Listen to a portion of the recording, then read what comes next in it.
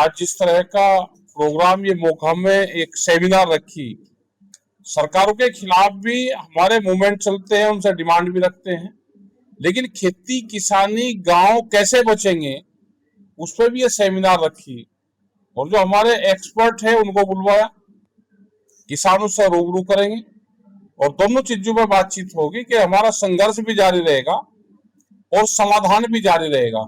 दोनों चीजों पर हम काम कर रहे हैं। अभी पीछे से मुजफ्फरनगर में हमने डॉक्टर सुभाष पालेकर का एक 5 दिन का शिविर किया था कि जीरो बजट खेती कैसे होगी, तो उस पर भी चर्चा करी, क्योंकि आने वाले टाइम पे तो जिस तरह से युद्ध छिड़ा हुआ है, अगर युद्ध ये लंबे चलेंगे तो फर्टिलाइजर की दिक्कत होगी, तो उस टाइम पे हम खेती को कैसे बचाएंगे। तो इन सवालों पर भी हम चर्चा करते हैं। ज्यादा फर्टिलाइजर हमको ना डालना पड़े, क्योंकि पंजाब पूरे देश भर में यह है कि पंजाब सबसे ज्यादा फर्टिलाइजर का इस्तेमाल करता है और उसके बाद में पंजाब सबसे ज्यादा कर्जबंद है। सबसे ज्यादा मेहनत और कनक अनाज पंजाब पैदा करता है, पंजाब सबसे ज्यादा कर्जे में है। पंजाब में भी लोग सुसाइड कर रहे हैं, तो इसका समाधान कैसे हो। तो इन सब सवालों पे हम संघर्ष भी करेंगे और समाधान भी तलाश करेंगे। उसी पे ही आज हमने ये जो सेमिनार है ये बुलवाई है। और क्या खास होगा सेमिनार?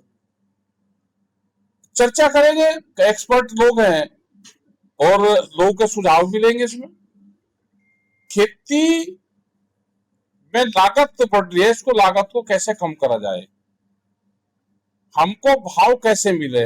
एक तो सरकार भाव नहीं देती, अब की बार आलू का किसान बर्बाद हुआ, गेहूं में बेमौसम बारिश हुई, खरीद हो नहीं रही, सरकार खरीद करने के अलग अलग तरीके मानक लेकर आ रही है और केमिकल जिस तरह से यूज हो रहा है, तो इसका अंत क्या होगा। तो ये बहुत से सवाल है, इन सवालों का उत्तर ढूंढने की कोशिश करेंगे। किस तरह से किसान काम कर रहे हैं सर फर्टिलाइजर को लेकर, चाहे ग्राउंड लेवल? अभी तो अंडरग्राउंड वाटर लेवल भी हमारा नीचे जा रहा है, तो उस पर भी हम कैसे उसको कम कर सकते हैं। सेफ फसली, अभी अगर जिस तरह से गेहूं और हम धान पे ज्यादा काम कर रहे हैं, हम दूसरी फसल पे भी काम करें और उसके रेट मिले। मक्का पे यहाँ पे काम करना शुरू करा, 5 लाख मीट्रिक टन मक्का बाहर से मंगा ली, तो मक्का का किसान बर्बाद हुआ। हम गए वहां पे, कर्नाटक में गए, बिहार में गए, तो मक्का का किसान बर्बाद। 1400 रुपये क्विंटल मक्का का रेट है, तो कैसे सरवाइव करेगा। चलो यहाँ का तो दिल्ली के नजदीक है किसान, ये पंजाब हरियाणा उत्तर प्रदेश राजस्थान कुछ बेल्ट आंदोलन कर लेती है, लेकिन अगर तमिलनाडु का किसान है, कर्नाटक का किसान है, बिहार का किसान है, बिहार में तो मंडियां बंद कर दी बिल्कुल, पिछले 20 साल से मंडियां ही नहीं है, तो वहां से सस्ते में फसल खरीदते हैं और जो व्यापारी है पंजाब हरियाणा उत्तर प्रदेश की कुछ बेल्ट में बेचता है। तो सरकार इसमें संज्ञान ले और जो किसान संगठनों को तोड़ने का सरकार काम कर रही, सरकार वो काम ना करे। सरकार कई तरीके से मार रही, जो किसान संगठन आंदोलन में है उसको तोड़ने का काम कर रही, उसको बांटने का काम कर रही है, ये भी सरकार कर रही है। फसलों के दाम नहीं देती, वो काम में है।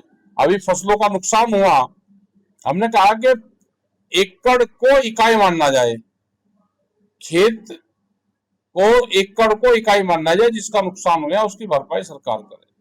साहब जहाँ जहाँ पर भाजपा की सरकार है वहाँ पर एमएसपी की बात हो रही है जी। अभी एक स्टेटमेंट आई है कि अगर पंजाब में भाजपा की सरकार आती है तो पंजाब में एमएसपी लागू की जाएगी। एमएसपी तो लागू पूरे देश में है, तो पंजाब में नहीं है? नहीं, यहाँ पे भी है, क्यों नहीं है, सब जगह है। एमएसपी तो राष्ट्र जो केंद्र सरकार है उसका है एमएसपी तो, लेकिन ये चाहते हैं क्या, उत्तर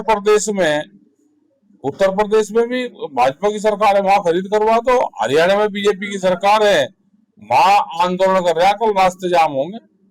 ये सरकार अलग चीज है और जो कानून बन गया है वो अलग है। हमने जब भी तो कहा कि देश में कोई भी पार्टी आए, एक 25 वर्षीय एक योजना बन जाए, कि कोई भी पार्टी आएगी 25 साल का ये योजना होगी, इस पे वो काम करेगी। मतलब इसका मतलब ये है कि जहां इनकी सरकार है वहीं खरीद हो रही, और जगह नहीं हो रही।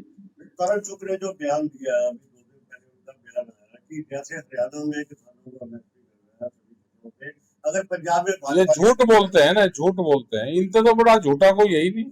दुनिया में कोई कंपटीशन होगा तो बीजेपी वाले सबसे नंबर 1 पाएंगे। यूपी में भी इनकी सरकार है, यूपी में भी है और जगह भी है। क्यों आंदोलन चल रहे? हम उड़ीसा में गए, हमको अरेस्ट कर लिया, पूरी यात्रा चल रही थी उसको अरेस्ट कर लिया, वहां पे भी चल रहा। कहाँ खरीद हो रही है? खरीद तो व्यापारी कर रहा। अब इनके राज्य में व्यापारी खरीद कर रहा। पहले हरियाणा पंजाब में बाहर के लोग भी अपना सामान बेच देते थे, आज हरियाणा में हरियाणा के लोग ही नहीं बेच पा रहे। पूरा हरियाणा आंदोलन पे, सड़कों पे पूरा हरियाणा, क्योंकि इस तरह के कानून लगा दिए। और बाहर कहते हैं कि हमारी सरकार हो तो हम पूरी खरीद करवा दें। एक कैसा आपने 2 दिन पहले स्टेटमेंट दी है युद्ध में गैस को लेकर।